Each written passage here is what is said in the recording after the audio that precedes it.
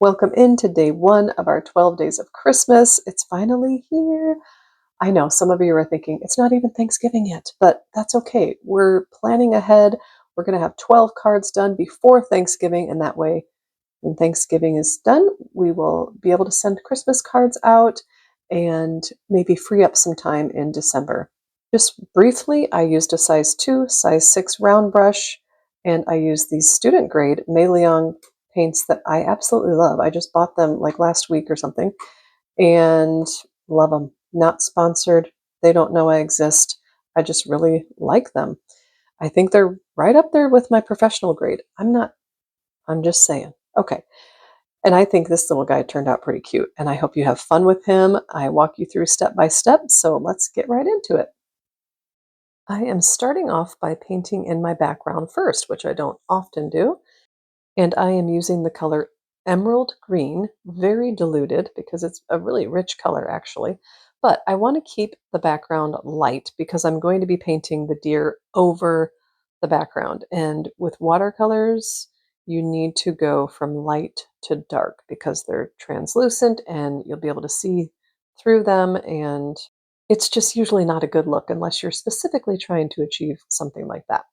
Okay, so just I've got a lot of water on my brush and a little bit of paint. And your paper is going to warp, by the way, because that's just what happens. This is 100% cotton paper, and it's got on the back side of this paper the lines for a postcard, the place to put your stamp, that sort of thing.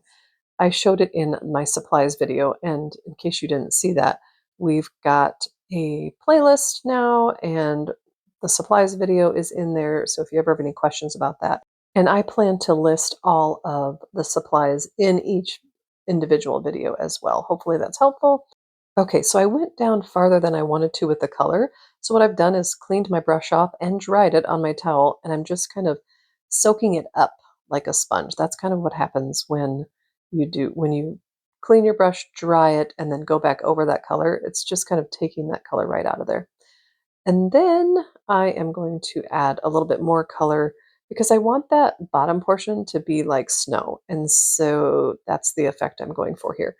And since I don't want like harsh side to side lines, I'm just kind of going in circular motions with my brush. It looks like I'm speeding up, but I'm not. I'm just going really fast with circular motions so that I don't see super harsh lines, except maybe that snow line could be considered harsh, but that's what I want. I want it to look like kind of a snowy little hill. And here is my little inspiration for today's painting. I got this set of 3 reindeer in a white elephant gift exchange one year. Here's the little baby. You can see his body is just kind of like a rectangle. And so we're just going to go with that. It's kind of like a rounded off rectangle. We are just going to have fun with this. Obviously, we're not trying to do a realistic deer by any means. So, and I am even just being a little bit careful here. Just put a little tail in, a little rounded off rectangle, and kind of going, I'll go up here for the neck. We're just going for the general idea of a reindeer. In fact, mine kind of ends up looking like a dinosaur face, and that's okay. You saw the finished piece at the beginning. It looks like a reindeer in the end. So don't worry if yours looks like a dinosaur or a horse or a dog or whatever. I promise, once we do the antlers, it'll just all come together. And obviously, this is a whimsical piece with the crazy long legs and everything. Okay, speaking of legs, I just want to show you. So they're a little bit curved. I also want to show you, if I look at it from like this perspective, you can kind of see the letter A-ish, you know what I mean? That kind of general shape. And so that's what I'm going to do for the legs. And they're a little bit curvy, like I said, and I like that. I'm just going to show you. If you don't want to mess with the curvy part, you just are like, listen, I got 5 or 10 minutes to do this, then just draw this basic shape and then just go boom, boom, and boom, boom. And there you go, all done. So not a big deal. We're just, again, having fun. I honestly think kids could do this too. I don't know. You be the judge. Everybody's different. And I am doing mine wobbly because I like wobbly and whimsical. And there's kind of my letter A there. I could have drawn it before. I'll do that for the next one. But yeah, just this doesn't have to make sense. You're like, wait, why are his knees going backwards? I don't know. It's okay. And why are these knees going forward? I don't know. It's okay. Okay, so here I'm drawing my little wonky letter A so you can kind of just see. And then you can give it, the legs their width. Yeah, it's just fun and it's going to come together really nicely. That little leg got a little fat at the end. I want it to be a little bit skinnier at the end there. And, it kind of looks like he's standing on a snowy hill, right? That's what I was going for. Okay, I'm going to pencil in the antlers and I'm going to go kind of crazy with them because I think that's fun. Really, I think you could skip penciling in the antlers just because it's just a series of lines. So probably could have just gone in with my pen when we get to that point. But since we're penciling everything else in, I'll just keep going with the antlers here. And it's kind of just like doing tree branches. You're just going to draw a longer line and then some little lines coming off of it. I'm not thinking about it really. I'm just kind of looking for a little bit of balance. Obviously, this deer in general is not balanced. I mean, he's pretty long and his antlers are huge and yeah. Okay, so I like it. I'm going to just add a little bit more and you can always add more once you get to the pen detail portion.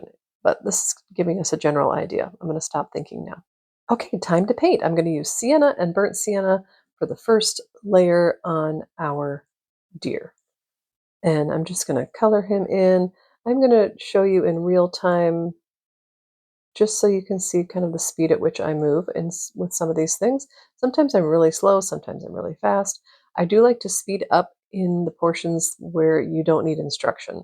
Whenever something is really repetitive or just basically coloring in the lines that we drew, I think that's a good time for me to speed this up and you can pause at that time and then fill in your own lines.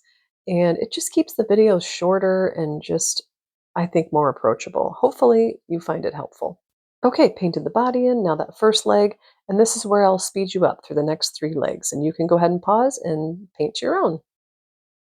And now I'm going to add a little bit of a darker color. It's called Van Dyke's Brown in my particular color palette, but use any brown you've got. And I actually didn't let this dry completely, so it's going to kind of blend in. It will make it darker, but it's also going to kind of blend.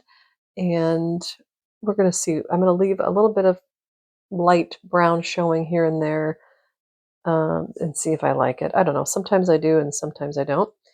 And I'm going to just go over everything we just did. So let me speed you through this part too. And I ended up not liking the light parts showing there on his body. So just going to go over those. And then I'm going to completely dry him and see if he dries just right or too lightly. And I want to add more. So let's see what happens here after I fill in all these little spots. Okay, he's looking pretty good, but I wanted him to be a little bit darker. Obviously speeding up through that part. Okay, now that is completely dry. I'm coming in with a size 5 micron. The size of the pen doesn't matter in this. It's really personal preference. And you'll see I kind of change it here in a little bit. But I'm going to just go over all of our pencil lines. So again, I'm speeding through because I want to respect your time.